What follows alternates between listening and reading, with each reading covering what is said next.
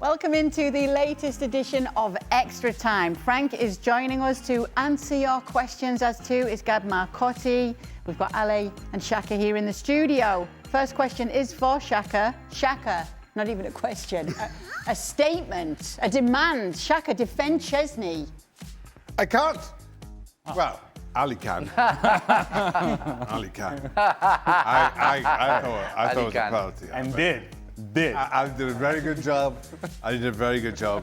He actually got hired as Gab's lawyer and then quickly fired. For a very short period Hired of time. and then quickly fired. Did he do a really good job, though, Szczesny, of just staying so calm that Yes, it he didn't did. make as much of it? Yes, he did. He's like, no problem. That was a foul. Szczesny did a good job of it. Not sure how or why the referee fell for it, but that's another conversation. Okay, next question. Gab, start, bench or drop these for Italian cities for the food. Palermo, Bologna and Naples. Maybe. Ooh. All right. So since part of my family's from the Emilia region, I should be leaning towards Bologna, but yeah, I have to go with Bologna first.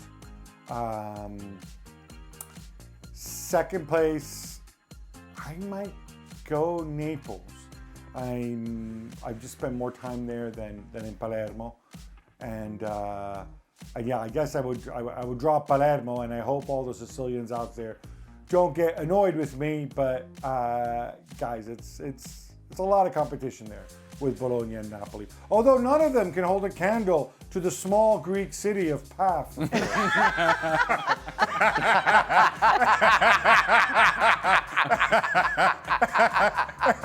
Yes. Oh my God. Wonderful destination. He loves getting countries wrong, don't worry. The people are excited in PAF because of the result. Exactly. They'll be eating well tonight in fact. They're in a playoff position right now. Oh, man, That's Shaka. right. That's right. And to continue the conversation about the best Italian cities for food, none of them actually hold a candle to Stevie Nicks' Spag Bowl. Oh, baby. Oh, baby. Those two words are not allowed to be said in my household. I'm sure in Gab's household that is disallowed. I'm just saying. Spag ball.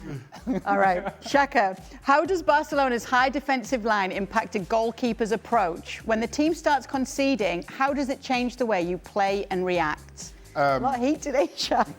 There's going to be a lot of questions coming your way.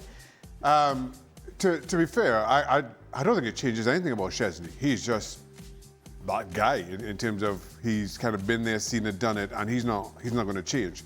The challenge comes when there's a younger goalkeeper playing with that ridiculously high line. What's your starting position without getting lobbed if there's no pressure on the ball? That's the difficulty. I do not understand for the life of me, and we had Hansi Flick's post-game press conference at the end of the show there. I am more confused than when I was watching him play now. And nobody, you know what? Nobody's asking Hansi Flick or Barcelona to go into a low block. So he got a little defensive there. Finally, defensive. Finally, Barcelona got defensive about something. He's like, oh, so we can be a team that is in the low block, or we can play our style and our philosophy. Nobody's asking Barcelona to go into a low block and absorb pressure. It's logically thinking through the game, reading the game, and adjusting to whatever the reality of the game is at the moment. And in specific moments in which there is no pressure on the ball, the first reaction of the defender should be to take a step back. The first reaction of the Barcelona defenders is to take a step forward, and that puts him in all sorts of problems. What confused me is when he said last season, our first goal, he'd have been 2 yards offside. They were yarded to their own half. Where's the Hansi Flick getting 2 yards offside from? I'm with you, Shaka. I didn't get. They're already half line. So how can he be offside if he's on his own line? I'm like, what? I mean, that was insane. And after what he said when he talked about his DNA, that they didn't want to change their own DNA. What kind of DNA is that? You know, a year and a half ago, Barcelona never played like that. So he's not part of the Barcelona DNA, you know. Doesn't mean anything. Really, that guy, lives in another world. Nice stuff. Shaka again. Have you ever pulled off a save like Courtois, the one where he stretched out those giant legs to block the shot? I've pulled off many a save in my day, Kay. I'll have you know. Well, not against everybody, Shaq. No. I can't. And Liverpool. Not against everybody, Shaq. Ali scored at me. Yes! Yes! That's the way he's getting. Yes! Ali scored I at me. thought he was 100%. Do something. Tell us more about when you scored on Shaka, Ale. No.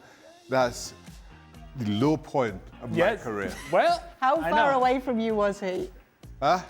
Oh, No, I was beyond him with a change of pace that it was so characteristic of my game. Hansi Flick is talking about. That same 2 yards.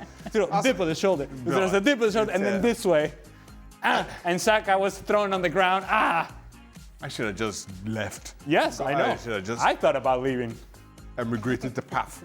I should have just moved the path. Retire. I should have Retiring. retired the path. Call it a day. Good God. So many a save like that, but just not No. Andre Moreno. Oh, no. Okay. Gab, what's the most iconic memory you have in the San Siro? Oh. Ooh.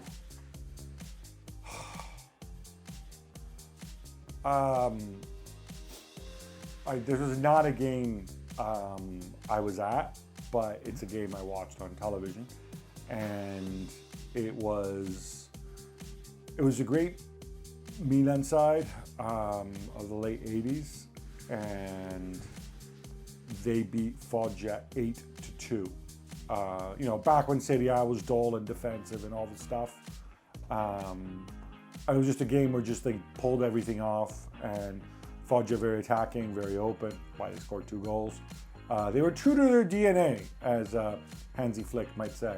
I was at the game and at the Parc des Princes, and Andrei Shevchenko was there, a true legend of Milan, of Chelsea, and now the president of the Ukraine Federation. And I remember playing in Champions League against. Oh yeah, well done. Thank you very much. And I remember playing against Andre, and I have the picture because I really have in a photo. I don't remember where it is, but where I pull his shirt because he was too fast, and I pull his shirt for like 10 yards, even in our 18-yard box, and it should have been a penalty, and the ref never gave that. And we talked about that yesterday, and he say, I remember that. I say, that's impossible that the referee didn't give a penalty. I say, I can't even more agree with you. That was insane. But remember that time, and for me, playing at San Siro against Andrei Shevchenko, Franco Baresi, and so many others, of course Maldini, that was a big honor, because you know that you are somewhere in a place where football has been so big, so successful, that you want to be, you are absolutely happy to be there, even if you lose. Well, luckily we drew against with Denis White scoring a goal, but really that was a big honor to play in Milan. Gab's laughing. What are you laughing at, Gab?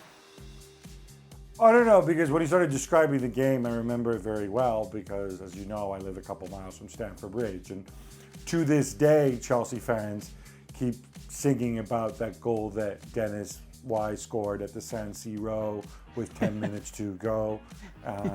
So yeah, it's seared into everybody's brain. Frank, what was your choice of red there? We see you've got a nice glass of red wine in the picture. That was a beautiful Bordeaux or Pauillac,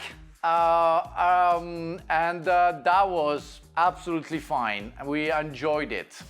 Yes, I'm sure you did. You think, I was thinking about this in the show when Frank mentioned he referred to as the Portugal coach. Do you think Frank just forgot Portugal coach's name? No, Martinez. No, Mr. Martinez. No, don't worry. His lawyer He calls said. him Bobby. His lawyer No, said we worked before knowing you, Mr. Ali Moreno. I worked with Mr. Martinez and Mr. Company in the 2016 European Championship. They were ESPN pundits. This is how important I am in your life. Mr. Frank Leboeuf. I've been in ESPN since 2013, and I was actually working that same tournament. Obviously, you did not care about me at all. So you should have remembered Mr. Company and Mr. Martin is working with me. I know. So it's how important I am in your life. Don't gaslight me. Don't deflect now. Don't deflect now. Oh, you know I love you, Ali. Yeah, I know. You know I love you. Passionately, I know. Okay, Frank, I've got a question for you here, and the other guys can wade in. How much of how PSG and Chelsea have been playing is down to injuries, and how much of the injuries down to the so-called Club World Cup? That's how they've written it here in this question. Well, I think it had an effect, and for sure. And we talked about that for any team who'd been involved in the Club World Cup, that they're going to struggle in October, November, and it's happening right now. And but you know, PSG had 5 players missing against Barcelona, and they won 2-1 away from home. So yes, you can talk about injuries, that the fact that it affects your performance, but it's not the only excuse. Yesterday, Paris Saint-Germain didn't play well because Bayern Munich were absolutely fantastic first, and because PSG didn't put the whole ingredient. Yes, it's sad when you lose Dembele. It's not nice when Doué doesn't play. Marquinhos is not at his best, but you know, it's part of the game. And they have proven, I'm talking about PSG, that they're capable of doing better even with 5 players injured. For Chelsea, it's a little bit more trickier. I think they cannot allow to have too much rotation because some players are very, very important. And today, that was too much. That was too much. We didn't see enough first team or first 11 players being on the field, and it has a bad effect. Okay. We must give you an update. A couple of us have been to see Dan this week. He's doing very well. He's walking about as fast as Jan Åge Fjørtoft in the fish race. Yeah. The fish would definitely beat Dan right now. Yes, but he's doing well because we know so many of you are asking, and he's keeping up to date with the show, and he's hoping to be back soon. All right, sending lots of love to Dan, and thank you to all of you for sending in your questions today. Look at this. There we go, Frank. Penalty! Oh, yes. That's a penalty. 100% a penalty. Nothing. Come on, we did not have the VAR. Play so nothing. Love it. Oh, that's nice. All right. That is all we've got time for on the latest edition of Extra Time. Thank you so much for being with us. We'll be back tomorrow, and we'll do it all over again.